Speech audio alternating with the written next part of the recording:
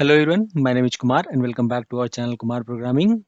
This is the 13th part of this series where we are building an e-commerce project in Next.js 15 as online SUI store. In our previous sessions, we have built our home page. Here we have created header and here we have footer and here we have bind our latest arrival products, right? And once user will click on any product, it will redirect to the product detail page, right?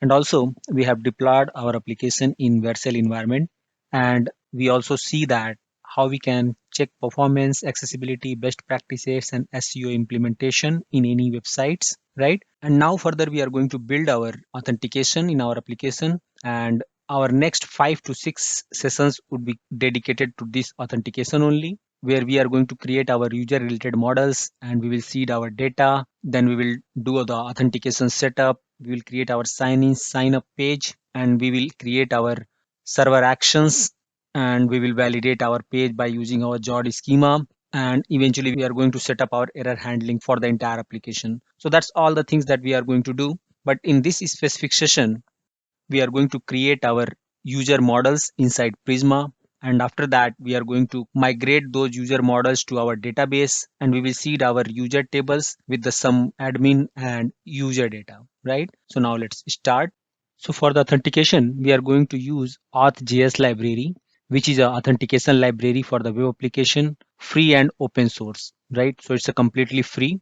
And earlier it was built for Next.js only, but after that, once it was being popular, this was built for other framework like Express, Next, Quick, Svelte, and many other popular frameworks, right? So almost most of the Next.js applications are using this library for the authentication. So we are going to use this library. So in order to use this library, first of all, we have to set up some of our user models, right? So now let me show you that how we can set up our user models. Now here you can click on get started, and here you have Next.js, right? So click on Next.js because we are implementing on Next.js, right? And if you come down and here just click on database, and because we are using Prisma, right? So you can see here this is going to support for many databases, right? So we are using Prisma, so we are going to select Prisma over here, and after that we are going to select for the PostgreSQL, right? So here we have PostgreSQL, and now inside you can see here we have our user model, account and session, right? And our verification token model. So we are going to use all these four models. So I'm going to just quickly copy all these four models, right? This authenticator we are not going to use. We are going to use only verification token, session and account and user, right? So I'm just going to quickly copy this, and let's flip to the Visual Studio. Here in our Visual Studio, here we have our Prisma file, right? Schema Prisma, right? So here we are going to update our models. So let's paste it. Now we have our model over here. We are not going to use this authenticator, so I'll remove this. This is optional for web authentication support. So I'll remove this, and now we have user, right? So for the user, we are going to have this ID. I'll remove this existing ID with this DB generated random UUID, right? And name I would be having value as default, value as no name, right? And email would be unique, and I'll map with the index. So here I'll give this index as a user email IDX, okay? User email index, okay? And for the date time, we are going to have this DB timestamp, right? So here I'm going to use this DB timestamp, and for image I'm going to have it as it is. Few more things that we are going to add over here, like we have password, right? Email password.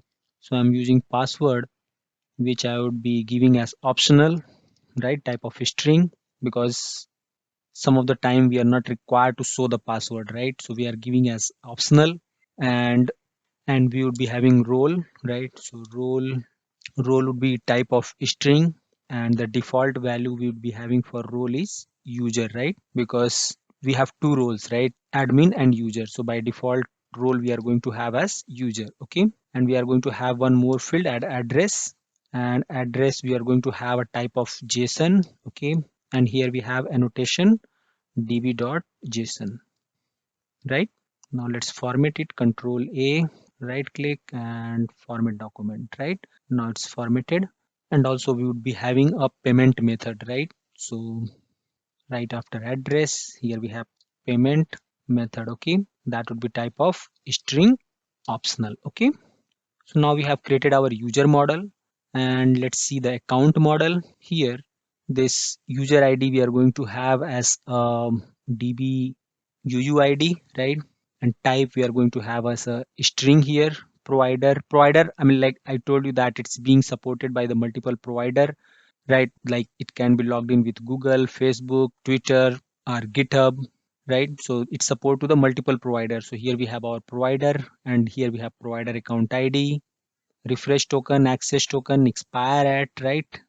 So all these fields should be as it is. And here we have our created date that we will update it like this. Okay, default now and timestamp 6, right? So created date would be like this. I'll replace this as well. Okay, and here if you see that this account table is having a reference to this user ID. So this user ID is having reference to the user table, this user table with ID, right? See here, this account table is having as a field user, which is having a reference with user table and having a relation. This user, this field, user ID field is having relation with this user table with this ID, right? And we have on delete, we have cascade delete. Okay, and we have a unique ID as a provider and provider account ID. So this provider and provider account ID, combination of these two IDs are having a unique ID over here, right? For this account table. Now come to the session. So session would having this unique ID. We will remove this at the rate ID, and then this user ID would be db uuid, right? This uuid is nothing. This is a unique identifier ID, right? And expires date time, I'll give this as a timestamp, db timestamp, right? And this session also is having a relationship with our user tables, right? See, this user model is having the relation with this session table. So we have to define the relationship like this, right? This user ID having a relationship with ID field, right? And created date default now, and I'll give this db timestamp here additionally, right? Fine. So this our session is also fine. And here in verification token, we have identifier and token. Combination of these two fields is a unique ID for verification token model, right?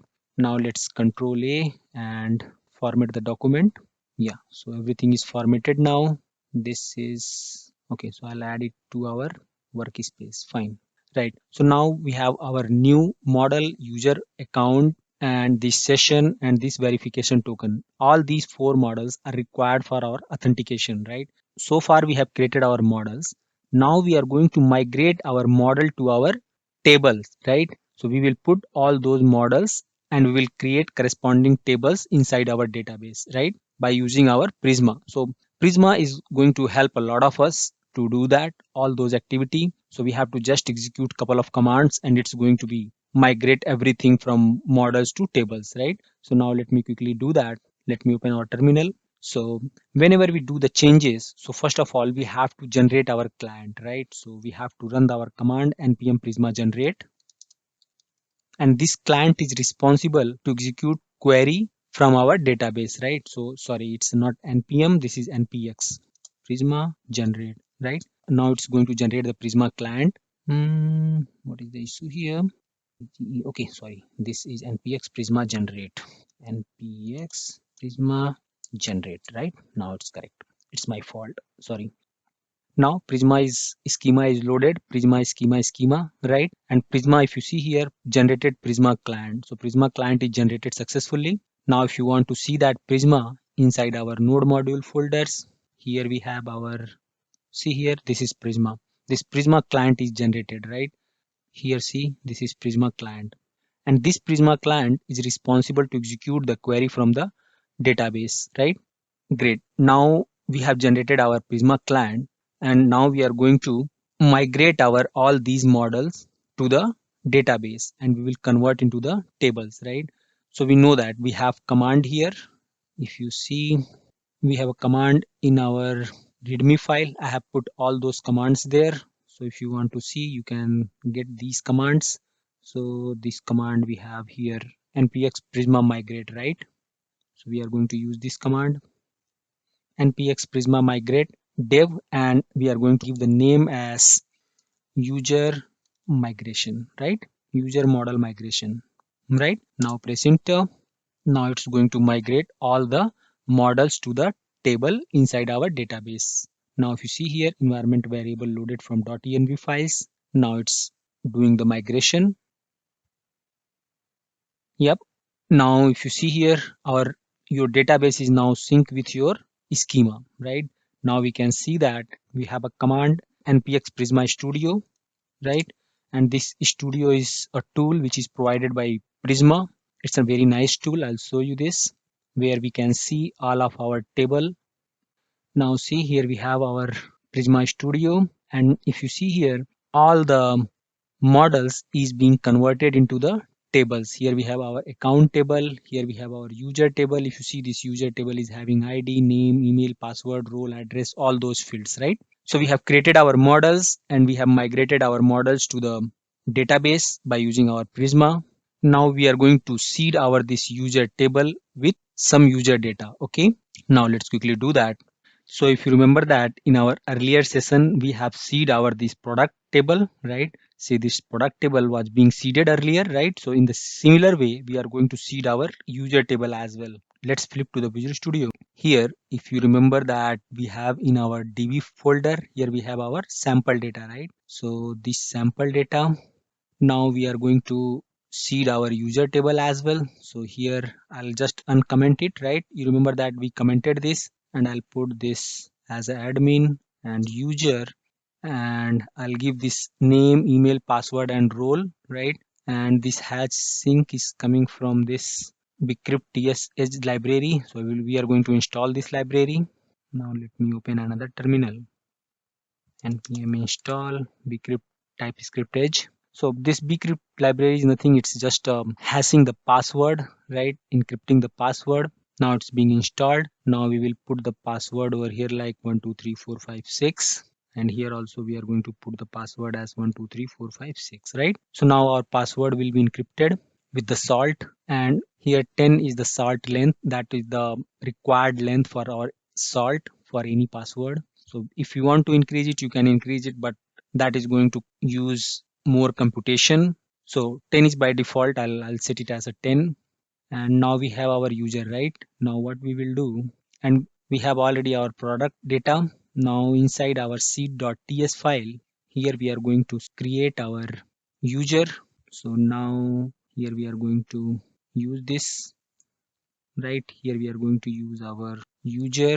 If we have any record into the user, it will be deleted, and then after that it's going to create the user, right? And we are going to pass that sample data dot users, right? Great. Now what will happen, if you want to comment these lines for the product, so it's not going to impact anything for the product. If you have this, then what will happen, it's going to first delete whatever the data we have inside our product table, and then it's going to insert that our data from this sample data, right? So it's not going to do any harm if you are going to have this as well. So now let's execute this command, and in order to execute this command, provided this command over here. So see npx tsx and data seed, right? So we are going to use this command.